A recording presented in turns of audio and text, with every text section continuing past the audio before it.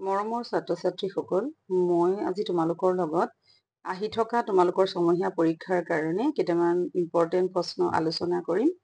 এয়া প্ৰশ্ন তোমালোকৰ 2 মাৰ্কছৰ হ'ব আৰু এই প্ৰশ্নবোৰ তোমালোকে ভালকে চাই ল'বা। ইণ্টাৰনেটত সঘনাই ব্যৱহাৰ হোৱা শব্দ কি কি? Web page, website, home page আৰু ব্ৰাউজাৰ।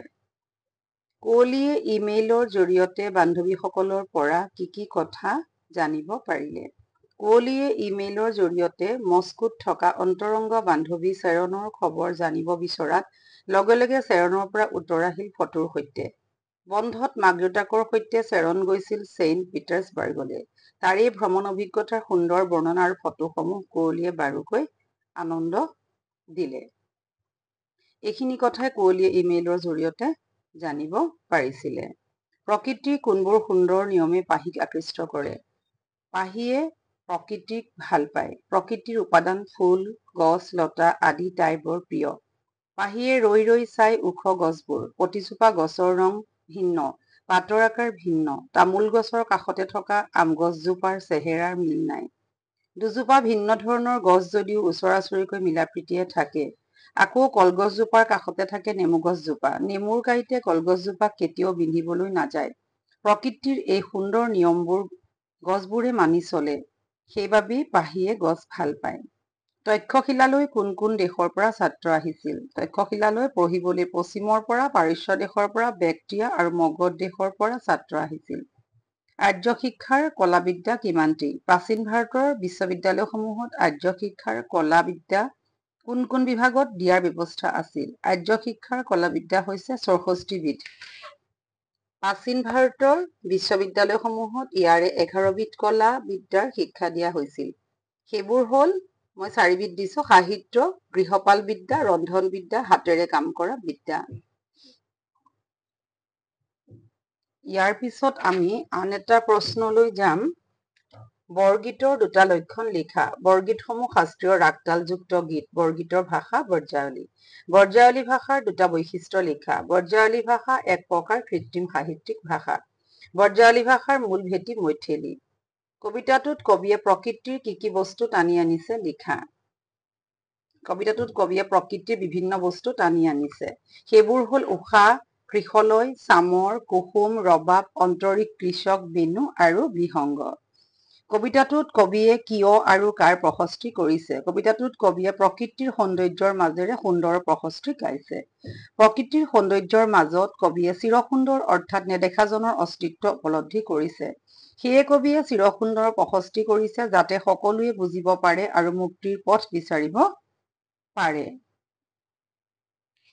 ইয়াৰ পিছত আন এটা দৰকাৰী প্ৰশ্ন, অজন্তাৰ ছবিবোৰত প্ৰকাশ পোৱা ভাৱবস্তু দুটা কি কি? অজন্তাৰ ছবিবোৰত দুটা ভাৱবস্তু প্ৰকাশ পাইছে। এটা হৈছে সন্ন্যাস জীৱন আৰু আনটো হৈছে সমূহীয়া জীৱন। দুইবিধ ছবি একেলগে অংকিত হৈছে। প্ৰথম পৰ্যায়ত অৰ্থাৎ সন্ন্যাস জীৱন দয়া, ধ্যান আৰু মৌনতা বুজাইছে আৰু দ্বিতীয় পৰ্যায় অৰ্থাৎ সমূহীয়া জীৱনে শক্তি, খ্যাতি, প্ৰেম আৰু যৌৱন বুজাইছে। দুইবিধত দুখন সুকীয়া জীৱন প্ৰতিফলিত হৈছে।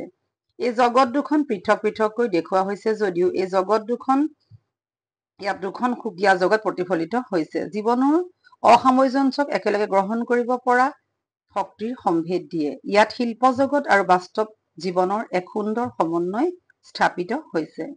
অজন্তাৰ গুহাৰ শিল্পকলাৰ এটা বিৱৰণ দিয়া। এই প্ৰশ্নটো তোমালোকে যদি এইটোৰ লগত একেই লিখা যে অজন্তাৰ ছবিবোৰৰ প্ৰকাশ পোৱা দুটা ভাৱবস্তু আৰু অজন্তাৰ গুহাৰ শিল্পকলা দুইটা একেই লিখিলে তোমালোকৰ এটা প্ৰশ্নতে উত্তৰতে দুটা প্ৰশ্নৰ উত্তৰ হৈ যাব। ইয়াৰ পিছত প্ৰাচীন ভাৰতৰ 4খন বিশ্ববিদ্যালয়ৰ নাম লিখা। তক্ষশিলা বিশ্ববিদ্যালয়, শ্ৰী ধান্যকটক বিশ্ববিদ্যালয়, নালন্দা বিশ্ববিদ্যালয় আৰু উদান্তপুৰী বিশ্ববিদ্যালয়। আন এটা দৰকাৰী প্ৰশ্ন, তোমালোকে বন্য জীৱ-জন্তুক শত্ৰু বুলি কেতিয়াও নেভাবিবা। এই কথাষাৰ কোনে, কাক আৰু কি উদ্দেশ্যত কৈছিলে? অংকৰ শিক্ষক ৰঞ্জিত হাজৰিকা ছাৰে অৰণ্য ভ্ৰমণলৈ যোৱাৰ সময়ত শিক্ষাৰ্থীসকলক কৈছিলে। অৰণ্য ভ্ৰমণৰ সময়ত হাতীৰ পিঠিত উঠিবলৈ কিছুমানে ভয় কৰিছিলে। সিহঁতে হাতীৰ আকাৰ দেখি দূৰে দূৰে আছিল। সিহঁতে নাজানিছিল যে বিনা কাৰণত হাতীয়ে কাকো একো অপকাৰ নকৰে। মানুহে ক্ষতি কৰিলে হাতীয়ে আত্মৰক্ষাৰ বাবেহে আক্ৰমণ কৰে। কেৱল হাতীয়ে নহয় অন্য বনৰীয়া জীৱ-জন্তুৰ ক্ষেত্ৰতো খাটে। মানুহে অৰণ্য তথা জীৱ-জন্তু থকা ঠাইবোৰ দখল কৰি পেলোৱাৰ বাবে জীৱ-জন্তু বিচৰণ কৰিবলৈ ঠাইৰ অভাৱ হয়। তেতিয়া সিহঁতৰ খং উঠে, অন্যথা জীৱ-জন্তুৱে মানুহৰ ক্ষতি নকৰে। মৰমৰ ছাত্ৰ-ছাত্ৰীসকল, তোমালোকক মই যিকেইটা ইম্পৰ্টেণ্ট প্ৰশ্ন দিছো এইকেইটা প্ৰশ্ন তোমালোকে কৰিবা আৰু এইবিলাক প্ৰশ্ন তোমালোকৰ 2 মাৰ্কছ বা 3 মাৰ্কছৰ ভিতৰতে আহিব। আৰু তাৰ লগে লগে তোমালোকক মই আৰু এটা দৰকাৰী প্ৰশ্ন তোমালোকৰ লগত আলোচনা কৰিব খুজিছো। তোমালোকে তক্ষশিলা বিশ্ববিদ্যালয় বুলি ক'লে চোৱা, এই বিদ্যালয়ত কেইবাখনো চতুষ্পাঠী আছিলে, 18 বিধ শিক্ষা দিয়া হৈছিলে। তাৰ এইটো তোমালোকে জানা যদি ভাস্কৰ বিদ্যা, চিত্ৰাংকন, মূৰ্তিকতা, আন হাতেৰে কৰা বিদ্যা শিক্ষা। আৰু ইয়াত অত্ৰেয় ঋষিয়ে আয়ুৰ্বেদ শিক্ষা দিছিলে তক্ষশিলাত। আৰু বুদ্ধদেৱৰ চিকিৎসকজনৰ নাম আছিলে জীৱক, আৰু জীৱক আছিলে অত্ৰেয় মুনিৰ ছাত্ৰ। আৰু তাত পঢ়া ছাত্ৰৰ নাম জীৱক, পাণিনি আৰু চাণক্য।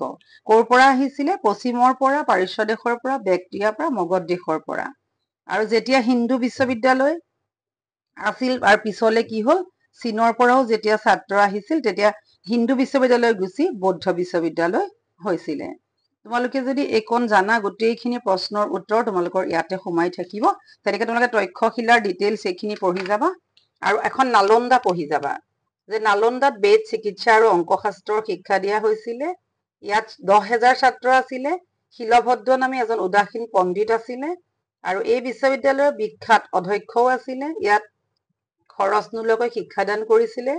ব্যাকৰণ, তৰ্কশাস্ত্ৰ, চিকিৎসা শাস্ত্ৰ, দৰ্শন শাস্ত্ৰ, আধ্যাত্ম বিজ্ঞানৰ শিক্ষা দিয়া হৈছিলে। ইয়াত যিটো পুথিভঁৰাল আছিলে সি ভাৰতৰ সকলো পুথিভঁৰালতকৈ ডাঙৰ আছিলে। পুথিভঁৰালটো 9তলীয়া আছিল আৰু তাৰ নাম আছিলে ৰত্নদধি। শিক্ষাগাৰটোত 100টা কোঠালি, 100টা শ্ৰেণী বহিব পাৰিছিলে। এই বিশ্ববিদ্যালয়ৰ ছাত্ৰবিলাক ভাৰতবৰ্ষৰ সকলো ঠাইৰ ছাত্ৰ আদৰ্শ আছিল। 900 বছৰৰ ভিতৰত এজন ছাত্ৰৰ অশিষ্টাচাৰৰ কথা উল্লেখ নাই। দেশ বিদেশৰ ছাত্ৰ আহিছিলে। শিক্ষা আদৰ্শ ইমান ওখ আছিল যে কম ছাত্ৰইহে তাত প্ৰৱেশ লাভ কৰিছিলে। এই বিশ্ববিদ্যালয়ত চীন দেশৰ পৰিব্ৰাজক ইউৱেনচাং যোগশাস্ত্ৰ পঢ়ে। তেতিয়া আমাৰ দেশৰ ৰজা ভাস্কৰ বৰ্মাই তেওঁ এই দেশলৈ আহিবৰ বাবে অনুৰোধ কৰি চিঠি লিখে। নালন্দাৰ বিহাৰ ঠাইখন এতিয়া আৰ্কলজিকেল ডিপাৰ্টমেণ্ট খনি চোৱাত ভাস্কৰ বৰ্মাৰ চিঠিৰ লগত পোৱা যোৱা এটা পোৰামাটিৰ মোহৰ পোৱা গৈছে। ছাত্ৰ-ছাত্ৰীসকল, তোমালোকে যদি ইয়াৰ পৰা মই সুন্দৰকে দিছো তক্ষশিলাৰ যদি গোটেইখিনি চাই যোৱা, তক্ষশিলা বিশ্ববিদ্যালয় যিকোনো প্ৰশ্ন এইখিনি ভিতৰতে দিব পাৰিবা। আৰু তোমালোকে যদি নালন্দা চাই যোৱা, নালন্দাৰ গোটেইখিনি প্ৰশ্ন ইয়াতে আছে। এই দুটাও তোমালোকে সম্পূৰ্ণ যদি কৰি যোৱা নিশ্চয় তোমালোকৰ পৰীক্ষাত কমন পৰিব। ইয়াৰ পিছত আৰু এটা দৰকাৰী কথা তোমালোকৰ কাৰণে, সেইটো সদায় আহে, যে আজিকালি শিক্ষাৰ লগত প্ৰাচীন কালৰ ভাৰতৰ শিক্ষাৰ মূল পাৰ্থক্যৰ কথা বহলাই লিখা। এইটো তোমালোকে চোৱা, লিখিবা। প্ৰাচীন কালত শিক্ষাৰ সুব্যৱস্থা আছিলে। ছাত্ৰই শিক্ষা গ্ৰহণ কৰিবলৈ 6খন বিশ্ববিদ্যালয় আছিলে। কিন্তু আজিকালি চোৱাচোন, চৰকাৰী বেচৰকাৰী বহুতো স্কুল কলেজ আছে। আৰু পাশ্চাত্যৰ বিভিন্ন দেশৰ উপৰি পাশ্চাত্যৰ কেইবাখনো দেশৰ পৰা এই বিশ্ববিদ্যালয়বোৰলৈ পঢ়িবলৈ ছাত্ৰ আহিছিলে। নিৰ্দিষ্ট সময়ত পাঠ্যক্ৰম শেষ কৰি ছাত্ৰ-ছাত্ৰী নম্বৰৰ প্ৰতি আকৰ্ষিত কৰা দেখা যায় আজিকালি। এই বিদ্যালয় আগত চোৱাচোন, ছাত্ৰবিলাক ভাৰতবৰ্ষৰ সকলো ঠাইৰ ছাত্ৰৰ আদৰ্শ আছিল। ইয়াত চোৱা, নৈতিক চৰিত্ৰ গঠন বা সুনাগৰিক গঢ় দিবলৈ আজিৰ শিক্ষা ব্যৱস্থাত সুযোগ কমেই থাকে। ছাত্ৰৰ অশিষ্টাচাৰৰ কথা উল্লেখ নাই। আজিকালি ছাত্ৰক মনাবই নোৱাৰি। জীৱন যুদ্ধৰ বাবে সাজু কৰা, ছাত্ৰ-ছাত্ৰীয়ে কেৱল নম্বৰৰ পাছত দৌৰিছে। এইখিনি আছিলে পাৰ্থক্য। আৰু এটা আমাৰ ইণ্টাৰনেটৰ সুবিধা আৰু অসুবিধা, এই প্ৰশ্নটো হেৰি তোমালোকে এনেকেই ভাগকে লিখিবা, যে ছচিয়েল মিডিয়াৰ ব্যৱহাৰৰ দ্বাৰা ডাঁৰৰ বাতৰি দ্বাৰাই লাভ কৰিব পাৰি। সুবিধাখিনি লিখিবা। শৈক্ষিক কাৰ্যক্ৰমৰ বিষয়ে জানিব পাৰি। নীতি শিক্ষা পাব পৰা চিনেমা, চিৰযুগমীয়া গান শুনিব পাৰি। পৃথিৱীৰ বিভিন্ন প্ৰান্তত থকা মানুহৰ সৈতে যোগাযোগ কৰিব পাৰি। বিশ্বৰ বিভিন্ন ঠাই সম্পৰ্কে গুৰুত্বপূৰ্ণ তথ্য জানিব পাৰি। ভিডিঅ' কল, ইমেইল, ই-কমাৰ্চ, ই-বেংকিং আদিৰ সুবিধা। এইখিনি আছিলে সুবিধা। আৰু অসুবিধা আছিলে ছচিয়েল মিডিয়াৰ অত্যাধিক প্ৰয়োগত ব্যস্ত থাকি আজিৰ কিতাপ পঢ়া আৰু খেলা ধূলাৰ পৰা বহু পৰিমাণে আঁতৰি আহিছে। বহু মিছা খবৰ বিয়পি সাম্প্ৰদায়িক সংঘৰ্ষ পৰ্যন্ত হ'ব পাৰে। মোবাইলত ব্যস্ত থাকি বাটে পথে দুৰ্ঘটনাৰ সন্মুখীন হোৱা দেখা যায়। আলোচনী বাতৰি কাকত পঢ়াৰ অভ্যাস নাইকিয়া হ'ল। মোবাইলৰ দ্বাৰা সকলো খবৰ লগতে পাব পাৰে। ছাত্ৰ-ছাত্ৰীসকলে অতি বিচলিত হৈছে। ছাত্ৰ-ছাত্ৰীৰ মোবাইল নহলে জীৱন নচলে। এইখিনি আছিলে তোমালোকৰ কাৰণে বহুত দৰকাৰী প্ৰশ্ন। তোমালোকে এই প্ৰশ্নখিনি খুব ভালকে কৰিবা। মই পৰীক্ষা সম্বন্ধীয় তোমালোকক কমন আৰু কেইটামান প্ৰশ্ন পিছলে দিম। তোমালোকে ভিডিঅ'টো যিমান পাৰা সিমান শ্বেয়াৰ কৰিবা, লাইক কৰিবা আৰু ছাবস্ক্ৰাইব কৰিব নাপাহৰিবা। ধন্যবাদ।